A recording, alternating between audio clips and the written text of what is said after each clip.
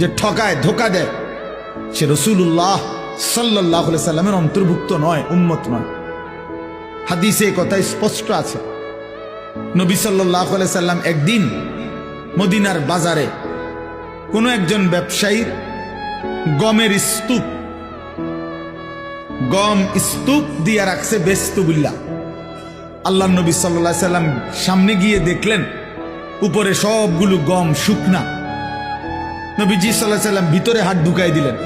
মাগরিবের পরে যে 7 বার আল্লাহুম্মা আজিরনি মিনান নার পড়লো, আর এটা অভ্যস্ত হইল, যেদিন পড়লো ওই দিন সকাল পর্যন্ত যদি তার মউত আসে তাহলে জাহান্নাম থেকে মুক্তির লেটার নিয়ে আসতে হবে।